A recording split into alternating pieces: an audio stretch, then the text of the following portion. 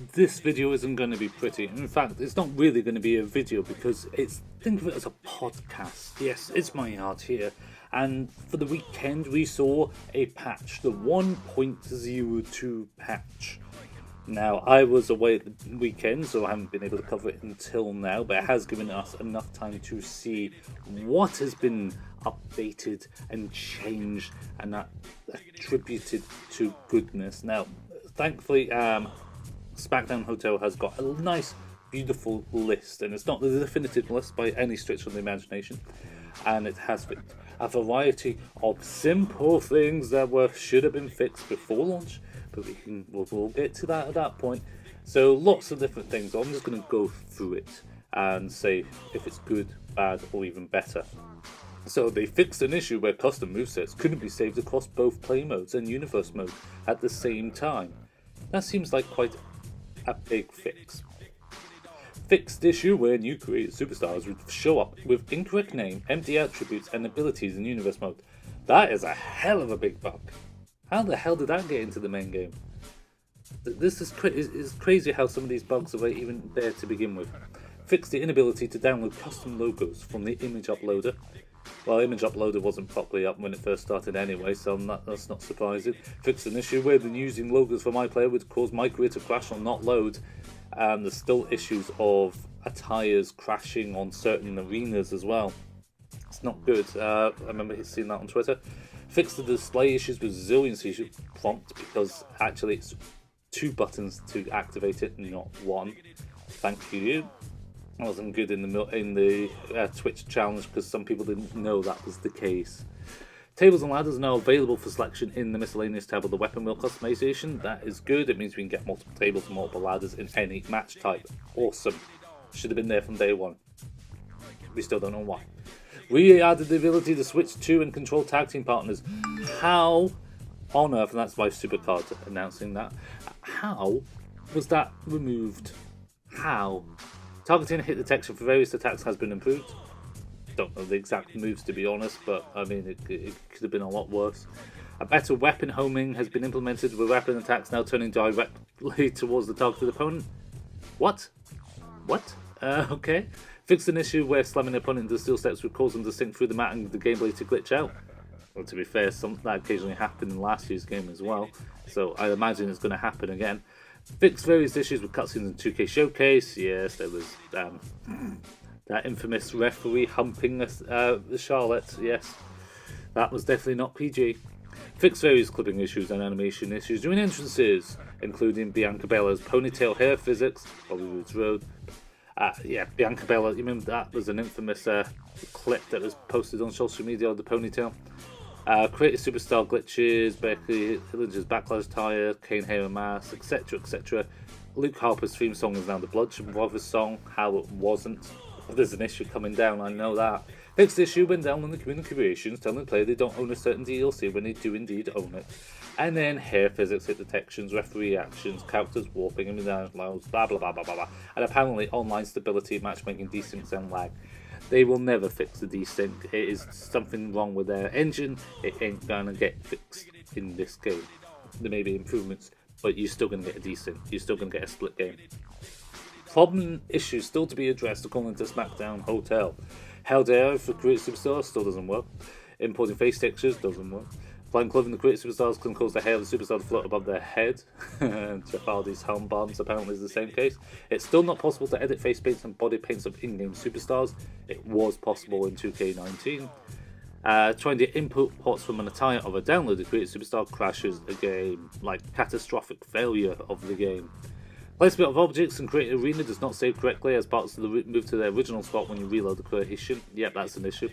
Lighting created arenas look washed out compared to actual in-game arenas, and certain things can disappear like custom logos and custom arenas. Very simple fixes. The match limit in WWE pay-per-views is still 13 matches and some matches cannot be edited. Only 10 matches out of 13 can be edited. Okay.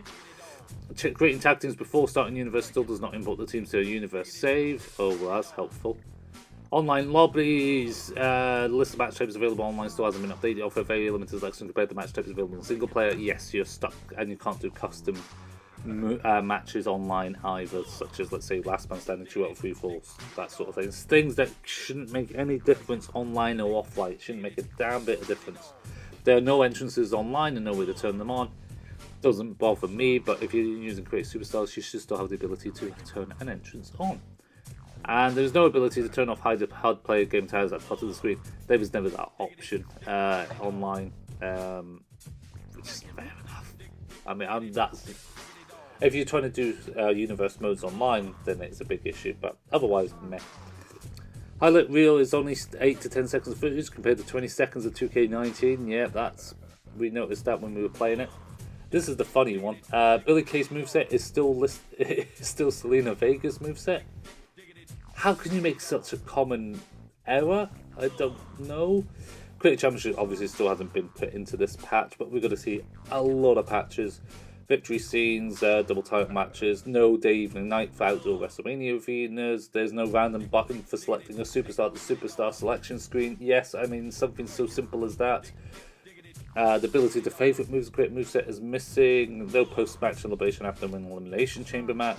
Simple things that were in the game last year or games before that were commonplace have been removed because 2K don't know how to use the engine. They don't. They just don't. And I feel sorry for them, and I feel disappointed with them. But it's one of those things where the game shouldn't have been released at this time. The amount of sales they are not going to get, they will have to drop the price of the game on Black Friday to get any sales back, and I think that will be their marketing strategy, is to try and get the game fixed for Black Friday sales. Now, I have the unique privilege of being an independent retailer. I can tell you that, yes, I have pre-orders. I get pre-orders every year. I'm not a big, huge store. I'm in a small town. But I still get pre-orders for WWE games. Not as many as other games. In fact, Luigi's Mansion is the biggest pre-order game so far this year. Pokemon's still to come, of course. Even Call of Duty didn't really get any pre-orders because, well, it's COD. That's a whole different story we can talk about.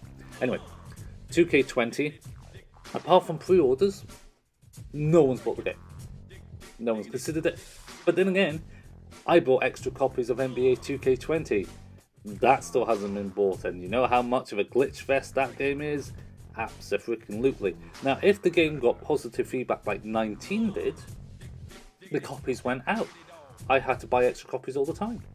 No question. But because of the bad reputation this game has got for being released too early, it has cost them loads of sales, okay? It's us retailers that buy the copies from distributors or direct from 2K, depending on how things work. 2K does not make $60 a game. They make whatever it costs to produce the disc and an X amount. And we don't make much of a margin on brand new games, okay? It's 10% normally about 10%, that's about it. The distributor takes a chunk, and then the rest will go to the publisher, which in this case is Take-Two/2K. Oh, pardon me. So, if they have to reduce the price, let's say Black Friday, half the price, that means we buy the game at half the price. That means the publisher gets half as much, the distributor gets half as much. You might sell a lot more copies, and they probably will sell a lot more copies if the game's fixed by then, or at least to a standard that it should be on day one. But it's not going to be the amount of revenue that they would have earned last year. They spent $1 million plus on marketing for the $1 million challenge. There's no $1 million challenge this year, so they haven't got marketing that way. And they're going to sell less copies because the game's not finished. It's crazy. I want to do my career. I haven't decided if I'm going to do Mixer or Twitch to stream it, because my career with the head is going to be recorded and be episodic. The streams are just going to be me playing through it to get the cutscenes, because the cutscenes I need for my career. I'd rather use my characters because I can change the attires and potentially green screen them out if I wanted to in the long run. Probably not. I'll probably put them in stupid outfits or something on that nature. We'll see how it plays out. Either way, it's what I want to do. I don't want to do Unison first mode because it's a buggy mess. I will do online. I will play the streak. that I create every year and see how many matches we get on one-on-one matches or tag teams, etc., etc., and go from there. I want to play and have some fun. That's the main thing. The online is better, I think, because of the lobby system, but we're not there yet. So, what do you think of the updates over the weekend? You've had a chance to play it, I haven't yet. I want to hear your thoughts. I want to hear your compliments and feedback. I know it's only been a black screen with a logo, but that's all that needs to be done. Because you just want to hear me rambling on. That's it. Thank you very much for watching and listening to my ramblings, and we will see you next time. See you later.